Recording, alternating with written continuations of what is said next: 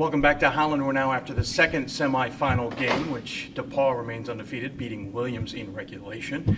Ellie Pearson and Allie Ross join me here to talk about the game. Hard-fought game early on. Williams certainly didn't seem to be fazed by the ranking or fazed by the undefeated. You guys had a battle. We did.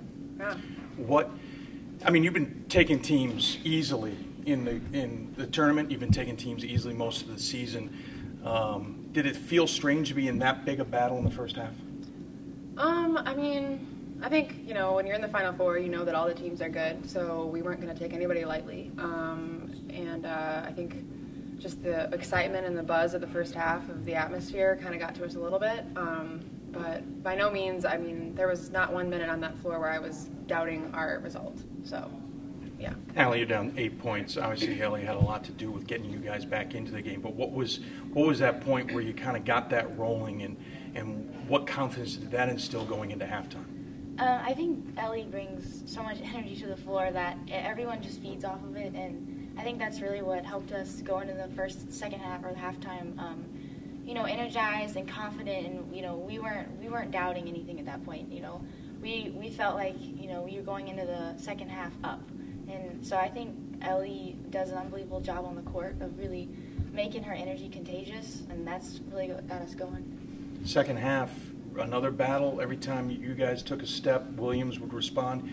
You had some good defense, responding with some big shots. How much was it really a tug of war between the two teams, especially on the defensive side of the ball? It was definitely a lot of tug of war going on.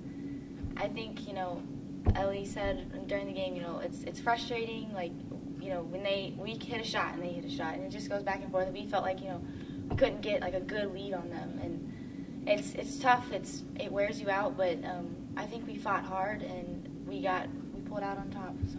Even when you got a big lead, per se, they would fight back. They call a timeout, crawl within 4 points late in the game. Was there ever a point, your coach certainly looked nervous on video at least, was there ever a point where you're wondering, okay, what do we need to do? We seem to be doing everything and we can't seem to put them down.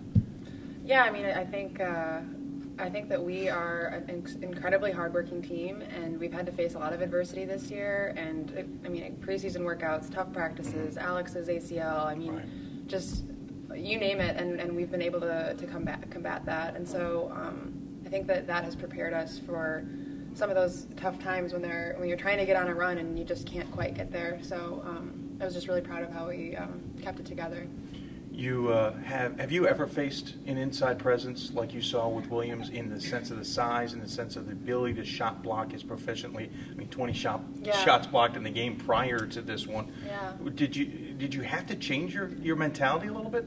I think it's important when you're going to go into a game anticipating if you know they're going to block shots, then throw in an extra pump fake, try to keep them moving more on defense and staying active, flying all over the place, to just kind of keep them off balance so that they can't get those blocks. I think was a good thing to remember. And we have a practice squad of a couple of football players that come in and play us, so that was kind of helpful to replicate that size. Sure. Of course, 9 blocks only for Williams tonight.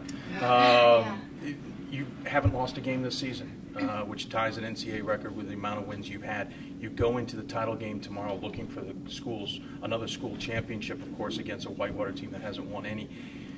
At this point, does it feel like it's another game, or does it feel like, okay, this is the national title? There's more of a spotlight on us now than ever? I think there's definitely that feeling of, this is it. This is the last game of the season, and that's so exciting.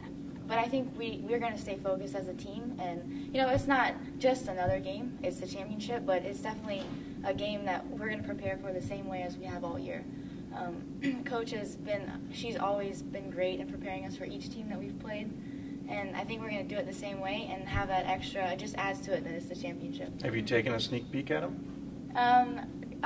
We've practiced some things, this week, Sure. kind of preparing for both teams. So we'll probably definitely look at some film tomorrow, but.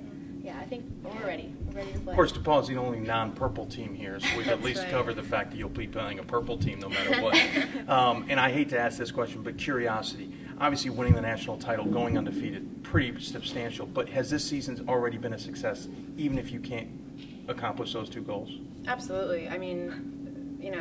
33-0 is incredible. I mean, it's been a great season. I don't want to climax yet. I want to just, sure. Yeah, you got one more. I want to hit that. Yeah. So, yeah. But I mean, win or lose, it's been a great ride, and I just wouldn't have wanted to have this season with any. I mean, my teammates are my best friends, and I've never had that before, and it's been an incredible season. She's Ellie Pearson, and she's Allie Ross. They play for the national title for DePauw tomorrow against Whitewater, and we'll be back with more interviews on Saturday from Holland.